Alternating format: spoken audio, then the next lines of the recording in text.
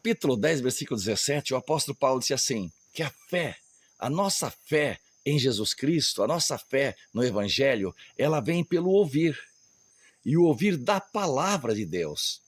Ouvir o Santo Evangelho, que transforma vidas, que edifica pessoas, que liberta as pessoas. A fé verdadeira, ela vem pelo ouvir a palavra de Deus. E nós estamos aqui para falar com você. Assim como Jesus também, no Sermão da Montanha, disse, todo aquele que ouve as minhas palavras, as palavras do Evangelho, do ensinamento de Jesus, e coloca em prática, disse ele, eu compará-lo-ei com o homem prudente que edificou a sua casa sobre a rocha. Vieram as chuvas, tempestades, ventos, e bateram contra aquela casa, mas a casa ficou firme porque estava edificada na rocha. Quando nós recebemos a semente do Evangelho, e o nosso coração busca se edificar nesta palavra, nós com certeza seremos abençoados, estaremos abençoando pessoas. Eu quero convidar você para ficar conosco, assistir esse vídeo até o final e participar, compartilhar, anotar, buscar um crescimento, um aprendizado, porque como disse o apóstolo Paulo, a verdadeira fé ela vem pelo ouvir da palavra, e esse vídeo vai trazer um grande ensinamento, uma palavra poderosa para você. Eu conto com a tua ajuda, compartilhe esse link e você vai estar abençoando muitas pessoas. Que Deus te abençoe grandemente e que possamos estar juntos na glória celestial. Deus abençoe. 34, é isso? É 24, né? Quem tem muitos amigos pode cair em desgraça ou em ruínas, né? As irmãs pegaram a segunda parte que diz assim, mas há amigos e amigas mais chegados que um irmão. Amém? Glórias a Deus. Queridos, realmente, né? É um versículo que vocês já perceberam que um pouquinho complicado, né? Para entender. Por quê? A mesma hora que coloca enaltece, como de fato tem que enaltecer, porque é lindo quando nós temos amigos de verdade, né? Amigos que nós podemos compartilhar nossos segredos, nossos projetos, nossos planos, né?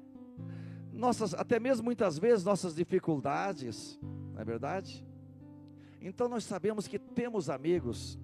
E eu tenho amigos assim, eu creio que você também tem amigos assim, né? Mas o sábio Salomão aqui, ele começa o provérbio, o versículo dizendo, né? Que quem tem muitos amigos pode chegar à ruína. Depois na segunda parte ele fala, o que nós amamos muito aqui, lindo, né? Um textinho de cabeceira. Mas há amigos e amigas, referindo a amigas porque o culto das irmãs é o texto, né? Amigas entre elas ali, que são mais chegados do que um irmão. Bom, vamos tentar entender o que Salomão estava querendo dizer. Primeiro ele diz que quem tem muitos amigos pode ir à ruína. Poxa, mas se você tem amigos de verdade, quanto mais amigo, melhor, né? E realmente ele tem razão, que nós temos amigos que não são parentes de sangue, mas muitas vezes são muito mais chegados do que um irmão. Mas na primeira parte do versículo ele diz, que quem tem muitos amigos, ou tem muitas amigas, pode chegar à ruína. Bem, então nós precisamos entender que são dois grupos diferentes de amigos. Porque se fossem os amigos sinceros, os amigos chegados, amigos fiéis, aí realmente, né? Amigo verdadeiro, amigo das horas difíceis, o amigo, a amiga que fala a verdade. Porque há uma concordância popular, na verdade é muito comum até ouvirmos isto, que o verdadeiro amigo é aquele que aponta, aquele que mostra aonde nós precisamos melhorar. O verdadeiro amigo é aquele que fala a verdade. A Bíblia diz assim, fale a verdade, cada um com o seu companheiro. Irmã, fale a verdade, cada uma com a sua companheira, com a sua irmã. Então esse é o amigo que quanto mais amigos melhores. Quanto mais amigo, melhor. Mas acredito que Salomão, sendo um rei, sendo uma pessoa de uma família real, era filho do rei Davi, ele deve ter visto muitas situações onde muitas pessoas se aproximavam e diziam ser amigos, né? Até também aqueles amigos das festas, aquele amigo, aquela amiga que às vezes se coloca como amigo, mas é só na hora da festa, só na hora que as coisas estão indo muito bem, né? Aquele amigo, aquela amiga que está ali para compartilhar no momento de alegria, no momento de festa, momento de comilança, né? É muito comum hoje, né? Se você fizer uma festa de muita comilança, e nada contra, eu também gosto de festa que tem churrasco, mas se você fizer uma festa bem, quer dizer, olha, eu matei um boi, e todo mundo tá, meus amigos, pode ir lá, você vai ter 200, 300 pessoas para comer o boi lá que você matou. Eu acredito que é nesse sentido que o rei Salomão deve ter passado por várias experiências, e disse, olha, toma cuidado, nem todo mundo que diz seu amigo, nem todo mundo que vai lá naquela festa que você fez, né, são realmente teus amigos. E se você continuar sem vigilância, se você continuar realmente pensando que aqueles que vão nas festas que você faz, né, para comer, para beber, para se alegrar, são seus amigos, se você começar a repetir muito isso, isso vai sair muito caro, e materialmente você pode ir para a ruína. Eu acredito que é nesse sentido, né?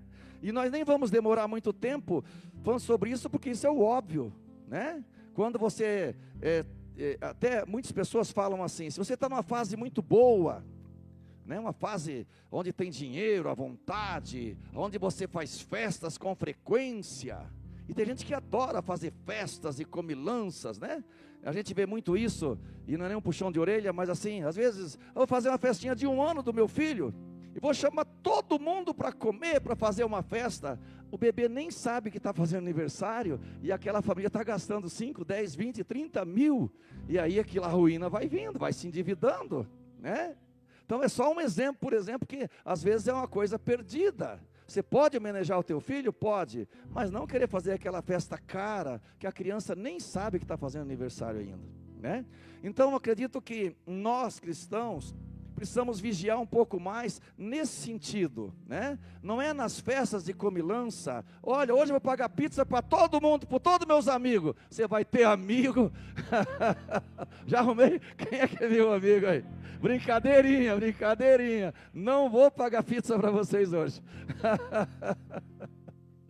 Mas é verdade, olha, pizza para todo mundo. Misericórdia, irmão.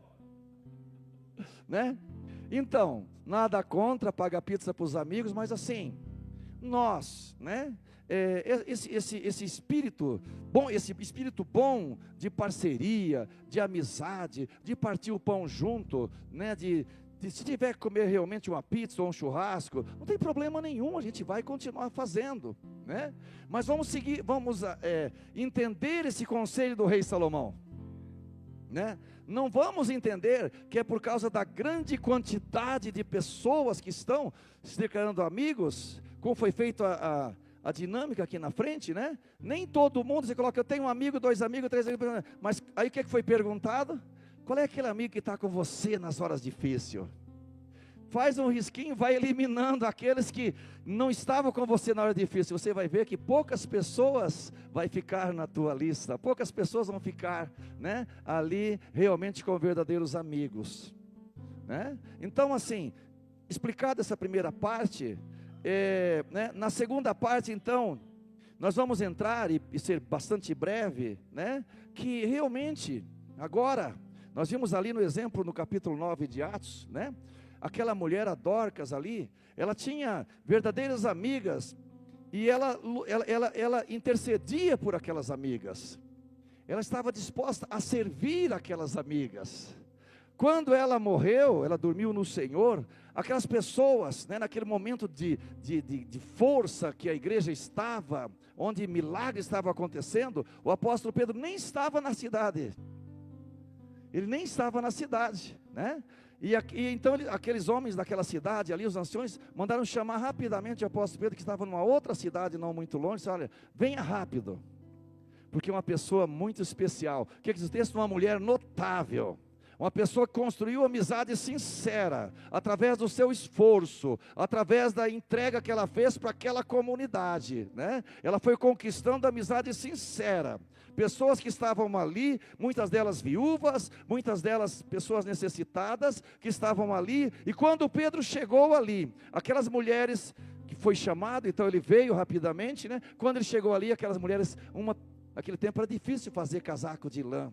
Naquele tempo não tinha máquinas como tem hoje. E a Dorca estava lá muitas vezes à noite, às madrugadas, né? Principalmente no inverno, fazendo ali casacos, fazendo ali roupas quentes, para abençoar aquelas irmãs.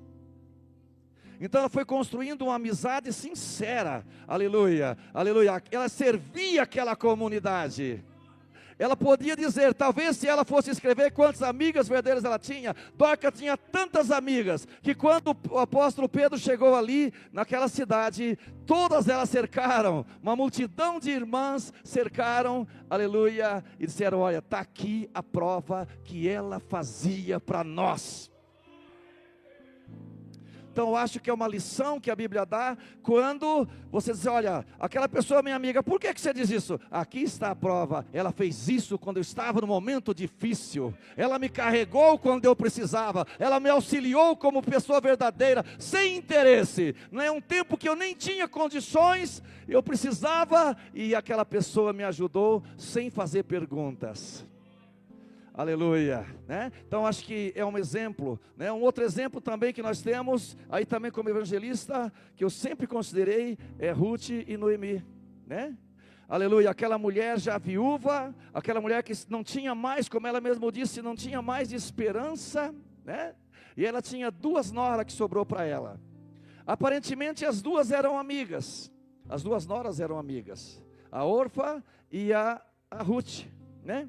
Mas quando chegou na hora mesmo, naquela hora de decisão, que a Noemi precisava fazer aquela viagem longínqua, desde Moabe até Belém, onde era a herança, onde era a terra dela. E ela estava sozinha, idosa, né? Foi com o esposo e os 2 filhos, eles morreram lá. Ela estava voltando sozinha, uma viagem perigosa, e de repente tinha 2 pessoas se dizendo amiga do lado dela, né? E quando ela então disse: olha, vocês podem voltar, né? Porque ela sendo amiga, ela disse: olha, vocês são moabitas, vocês são jovens, vocês podem ainda arrumar um outro esposo, ficaram viúvas, têm o direito de casar novamente, mas eu não tenho mais nada para oferecer para vocês. Eu não tenho nada, nem dinheiro, nem filhos, eu não tenho nada para oferecer, voltem minhas filhas. E tinha 2, né? Uma delas falou: é verdade mesmo. Beijou e tal, abraçou e foi embora. Mas teve uma que era amiga de verdade. Aleluia! Você tem noção da amizade que Noemi conquistou na vida de Ruth, que ela deixou o seu povo, deixou os seus deuses, deixou sua família, aleluia, e aleluia. E por mais que Noemi, a amiga que dizia: olha, você não vai comigo, você vai sofrer, eu vou contigo. Não, você não vai, eu vou contigo. E não insista comigo mais, não inste comigo, aleluia, porque eu sou tua amiga. E aonde você for eu irei, aonde você estiver eu estarei, aonde você for sepultado ali estarei, e o teu Deus é o meu Deus. Esta é a amizade, é isso que nós precisamos de ser amigos. O teu Deus é o meu Deus, você é minha amiga, e não insista mais comigo, porque eu não vou voltar. Eu acho que aí é um amigo de verdade. Porque ela era a Noemi era uma pessoa idosa, realmente pobre, a herança dela lá já tinha perdido já, porque estava tudo no meio do mato, fazia muitos anos que eles tinham abandonado, naquela época de fome lá em Belém. Mas quando você tem um amigo de verdade, ele não quer saber, ele te abraça, ele vai contigo, aleluia. Um outro exemplo também muito forte, eu quero encerrar com mais este exemplo, poderia pegar dezenas de exemplos aqui, é do nosso querido guerreiro Davi, e o que era o herdeiro do trono, que chamava-se Jonatas, né? Nós sabemos o quanto que o rei Saul, por inveja, o quanto que o rei Saul, por arrogância, ele perseguiu e tentou matar e perseguir o jovem Davi, que era ungido de Deus. Mas por outro lado nós vimos, então não foi amigo, né? Nós vimos o filho do rei Saul, chamado Jonatas.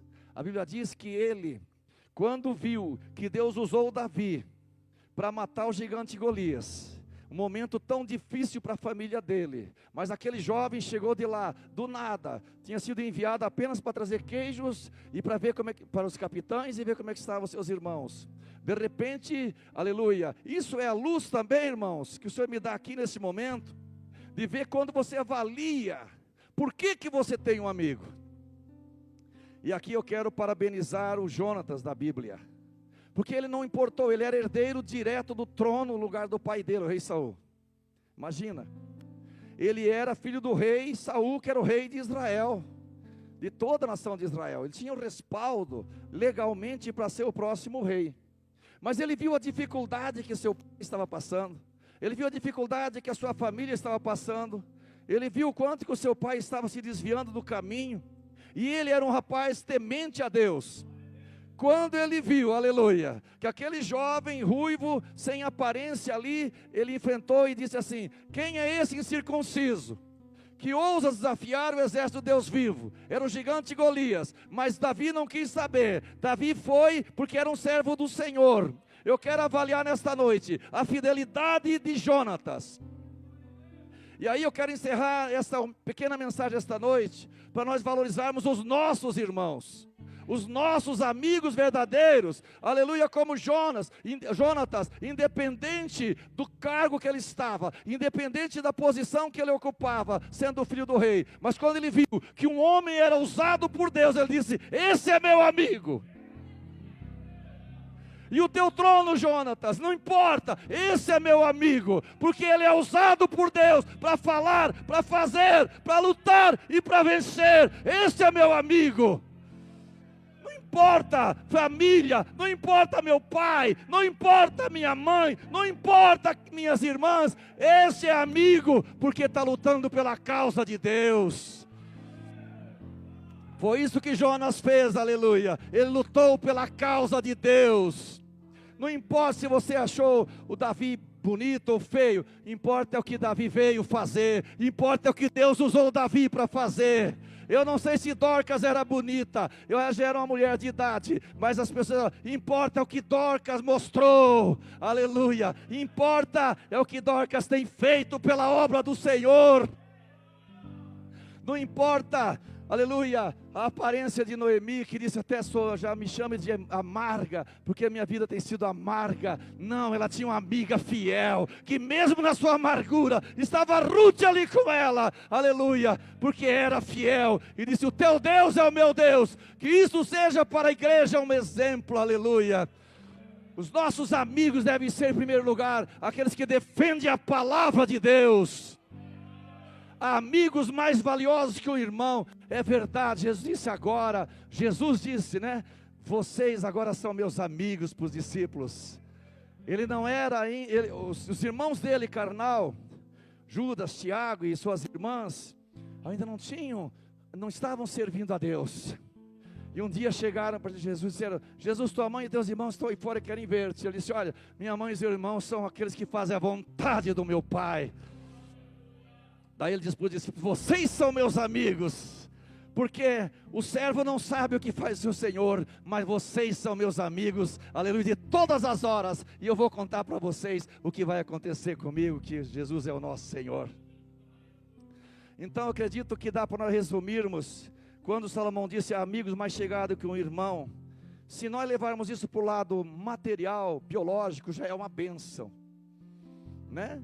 Aleluia, mas vamos trazer que esses amigos sejam espirituais na casa do Senhor, porque se materialmente isso já é bom, nós termos amigos mais chegados que um irmão.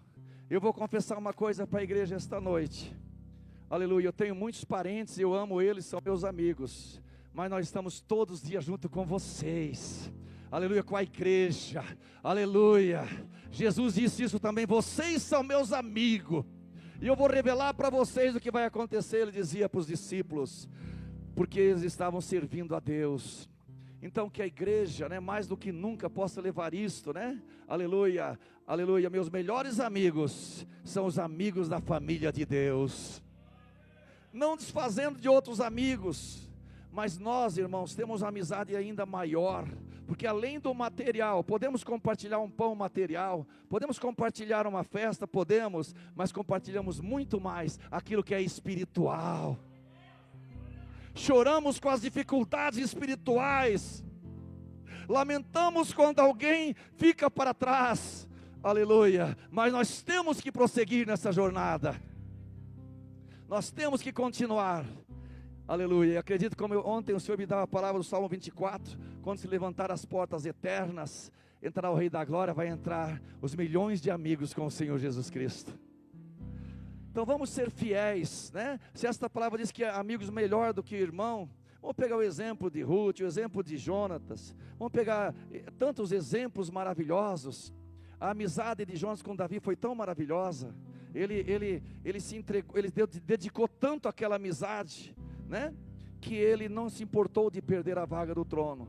Mas quando Davi foi ungido rei, ele já era ungido, mas quando ele assumiu como rei, como Jonatas e Saul morreram naquela guerra, aleluia, tem uma palavra linda que encerra, né? Quando Davi assumiu o trono, estava tudo muito bem, já tudo muito arrumado, tudo organizado, os filisteus já estavam fugindo de Davi, viram que ele era muito usado por Deus.